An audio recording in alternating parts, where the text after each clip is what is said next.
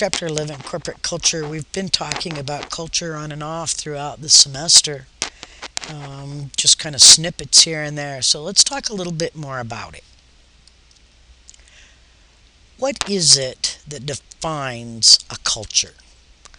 Well, the values and the ethical standards and the principles that management both practices and preaches. You gotta walk the walk and talk the talk. You gotta do both. You can't just preach.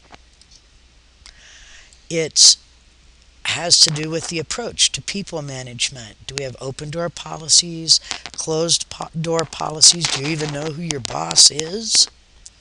It's the spirit and the character of the work climate. Are people excited about being at work? Are they mad because they have to be there? Are they demoralized? The manager and employee interactions, are they friendly? Are they straightforward? Or do the notice that you didn't get a raise come through email?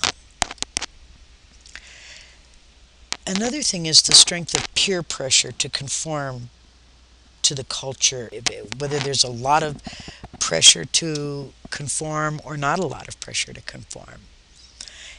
Another thing is, do the employees or does the company have traditions and stories?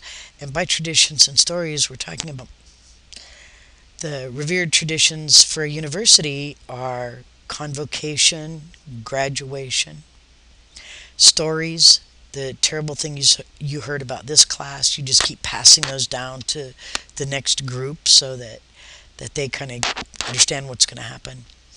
And the manner in which the company deals with outside stakeholders. How do they deal with their community?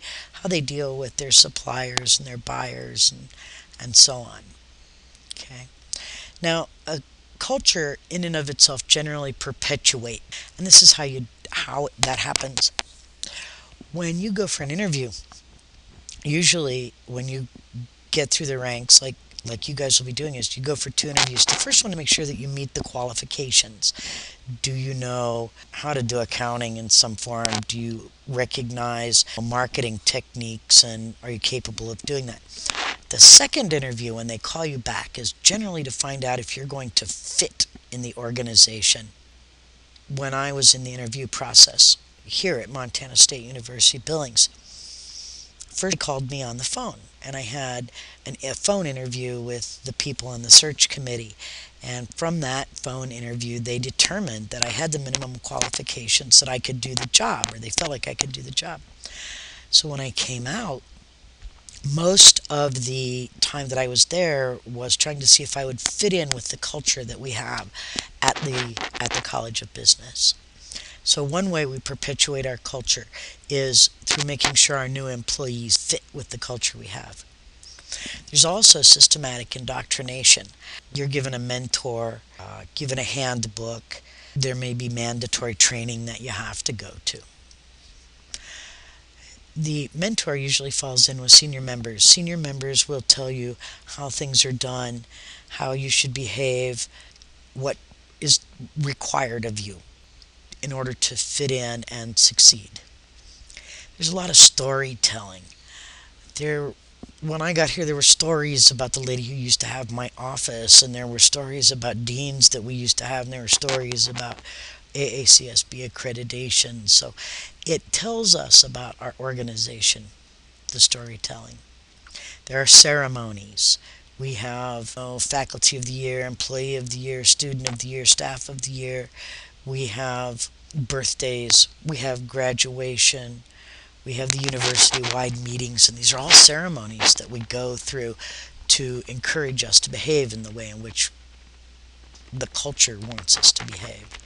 There are visible rewards. For a company, there might be things like parking spaces, but if you go up, of course, we have the Wall of Fame, where we have presenters awards, and I have a pen and pencil set on my desk from when I hit the 10-year mark, and there are all kinds of rewards that not always a lot of money, not monetarily, but certificates and things like that you can put up that people like to use to show off it. When I was in the military, we used to call them the I Love Me wall. In addition to perpetuating. Cultures evolve, they change over time, as all things must. And that's usually brought about by changes in, say, technology. Maybe once where the culture was that you talk to people face to face, now it's that you use email. It used to be maybe that the culture was that once a year your outlying regions came in for meetings, but now you use WebEx. And so the culture changes because of that technology. Because of business prospects, we might see a change in culture. When times are good, we might see more freewheeling, um, not as much heavy emphasis on a 100% nose to the grindstone kind of thing. We might see people becoming more tense, say in the sales department, when the economy is bad and we're not performing as well as we could. And obviously, a change in management can change cultural revolution, because the top management team and the CEO and the board of directors, they drive culture. And social desirability. For example, a long time ago, sexual harassment was not as frowned upon. It was more prevalent. And through the years, we've made it socially undesirable to have that. We've even made it illegal. So social desirability can change a culture as well.